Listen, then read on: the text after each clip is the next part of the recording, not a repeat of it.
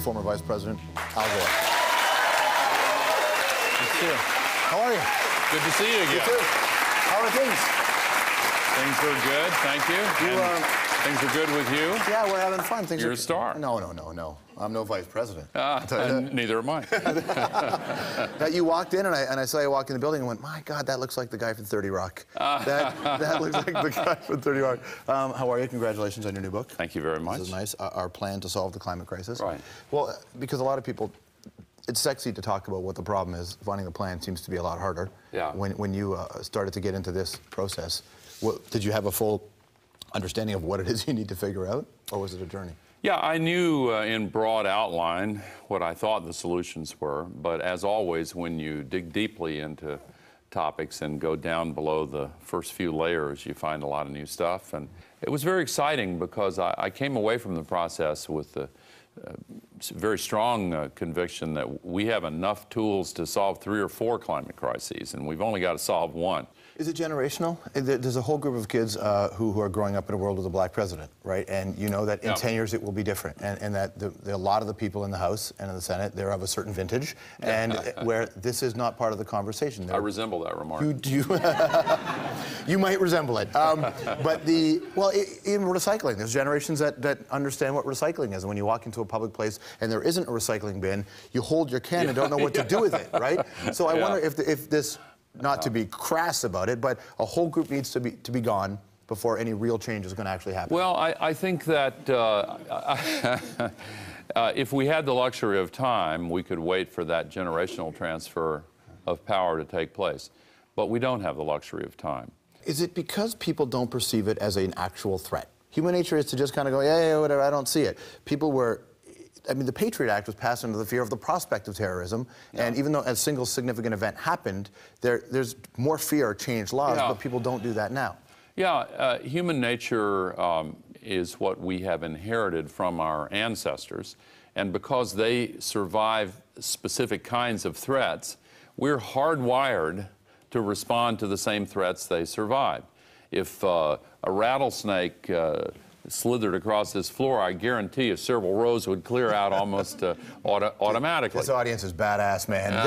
They'd stomp it to death. They would suck the venom to be stronger. Fair enough, but many people would react. Fair enough. And other humans with weapons, you know, we've survived that.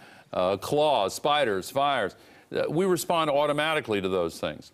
If we look forward at what can happen if we don't act, we will feel the moral responsibility we have to those who come after us. They're going to look back and ask us one of 2 questions, either what were you thinking or how did you solve it? I want them to ask that second question, and we have to answer it with our deeds, not just with our words. You were in public office for a long time, and you clearly talked about this, but the change that came afterwards versus during, I wondered how that resonated with you. Well, it's an interesting question. I don't think there's any position with as much potential for to bring about change as the position of President of the United States. But you had for 2 minutes. Well, that's an old story. But I tried to get it for longer than that, but that wasn't to be. So I've tried to make a difference in other ways. And one of the advantages of being outside the political process is that you do have the luxury to focus very intensely on one thing, if that's what you choose to do, and that's what I've chosen to do. And I really dug in, started giving my slideshow much more frequently, upgrading it. I finally got it off the Kodak carousels. When I went back after well, I'll tell you, the first time I gave the slideshow after I left the White House was a couple months later, and I got the carousels out, and the slides were, I put them in myself because, you know, I had no large staff or anything at that point. You were practically unemployed, right? I know. Only, you know, only the tattered remnants of my imperial court. But I put the slides in, and I went to Middle Tennessee State University where I was teaching, And I was very excited, and the slides were all backwards. Like, you've addressed world leaders, you know, you're the vice president, you have a moment where you're looking going, I feel like Cliff from Cheers here. Like, I can't, something's going wrong. Well, that was the point at which my wife said, you know, this is the 21st century, we have computers now. And did she say, Al, you invented the internet? You could have. Good one, George. Yeah. Anyway, when I switched to computer graphics, it began to improve dramatically. And I went out and searched for a lot of new images. And the more I showed it, the better I got at it. And I reordered it and everything. And then when some friends in Los Angeles said, you know, you ought to make a movie out of this, I said, no way, that's a terrible idea. But they convinced me that it would be a good idea, and I'm glad they did, because that turned out to be a way of delivering the message to far more people than, you know, when I go around and show it to a few hundred people at a time, it's a slow process, but the movie was a good way to get the message out there. Much started in, I mean, after Inconvenient Truth, the rise of the funny Al Gore. You know, the 30 Rock thing was hilarious when you did the, there's a whale. There's a whale suffering. Getting to that place, was that always in you, or did you have to find that person? Well, I benefit from low expectations. And you have a very funny daughter. Your daughter's a very funny comedy writer, isn't she? Yeah, my second oldest daughter is a professional comedy writer. She's my comedy ninja. When I am invited on one of those shows, I realize the distance between the zeitgeist of the younger generation and my sensibilities, and she reassures me, Dad, it's okay, it's okay. Right. And then she'll tweak the script to make it okay. That's a smart move, actually. Yeah. No, I've enjoyed that a lot, and I've done a number of those shows. And former Prime Minister candidate Joe Clark was on the show, and I was talking to him about what happened when he left office and just the transition for him personally. He said a few months after he left office, he had lost his voice. And he went to the doctors, and the doctor said, have you undergone any significant event or trauma? And he's like, no, I don't think so, right? It didn't register. The doctor said, maybe a couple months ago, something happened. And then he's like, oh, yeah. And then there was a physical effect, and there was an emotional and an intellectual effect. And I know that you've done a really good job, and most politicians do when they leave office of kind of carrying on. But just on a sheer human level, those months afterwards and finding your way back to the slideshow, what was that like for you? It's often the case that when we suffer loss or we go through some difficult experience, if we're lucky, we find it to be an opportunity for growth, and that was certainly the case for me. But to get to the point where it looks like an opportunity, you have to stare at walls that don't look like opportunity. Winston Churchill was once told after he lost a race early in his career by a friend who told him the loss was a blessing in disguise, and he said, damn good disguise. It absolutely got him. You mentioned your wife. I was thinking that, getting ready for the interview, that long before I heard of you, I heard of your wife because of the, you know, Tipper Gore and the parental advisory stickers and all that. What has she thought of this? And do you hear her talk? I mean, she was a drummer in an all-girl band, wasn't she? Yeah. People don't know that about her.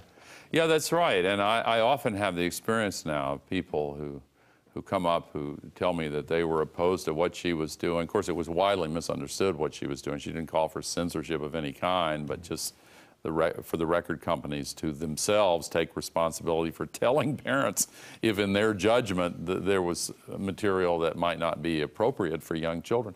But I often have the experience of people who were opposed to her then who now have kids of their own who are saying, she was right. I've changed my mind.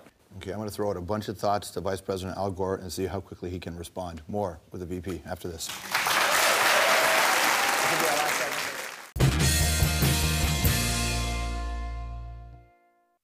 Are you a fan of rock and roll? Yeah. You're back here, Vice President Al Gore. You're certainly wearing country and western boots, man. These are 30 years old. You can see how many times they've been patched. They're comfortable. You ready to play a little game here, sir? 220. I'm going to throw a bunch of thoughts your way, and the entire world will judge you based on your answers. Think you can handle that? Well, let me just pause to enjoy these last few moments of my public career. Roll the animation.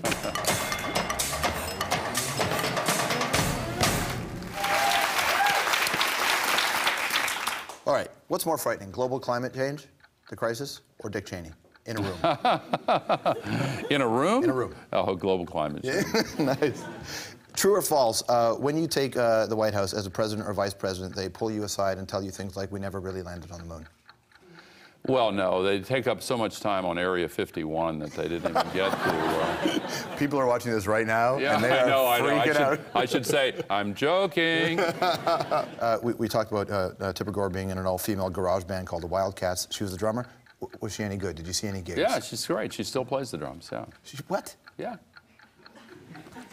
Did you guys play drums in the White House? Well, we didn't live in the White House. No, but you were there enough. I wanted to live in the White House. You had to rub it in, huh? I didn't even bring it up. Yeah, okay. When I interviewed Ozzy Osbourne, he had a record that came out at the same time that Enya's record came out, and there was a built-in competition. Do you feel the same competition with Sarah Palin's book? Now, if I understand, you're drawing. This is like a quadratic equation here. You've got Ozzy Osbourne and Enya. Yeah, you'd be Ozzy, by the way. Oh, okay. Yeah. That's what I wanted to. That's what I wanted to clarify. Well, she's a very interesting and compelling political figure, and I don't. It's difficult to see what her future is, but I think that she's.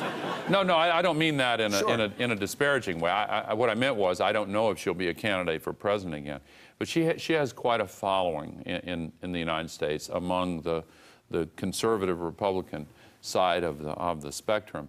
I think that in the aftermath of the last campaign, she created some concerns among the rest of the country that she'll have a chance to try and overcome if she becomes a candidate again, but she's certainly an interesting figure. Assuming you haven't read the book, if I give you $100, will you read Going Rogue? You can donate it to any climate project charity you want. You don't have to answer that one. Canadian dollars or American dollars?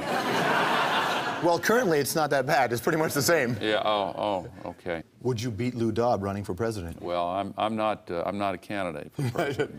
I'm a recovering politician. When hockey players leave or football players leave the sport, there's still a part of them. There's like, I missed that. There's always a danger of a relapse. Yeah. Do you have? Is there a danger of a relapse for you? Not much of one. Not much of one? I'm on about step 9, so we'll see. Okay. How about this? You've watched a lot of movies, right? Who's the best fictional president? Morgan Freeman in Deep Impact or George W. Bush from 01 to 09? Oh.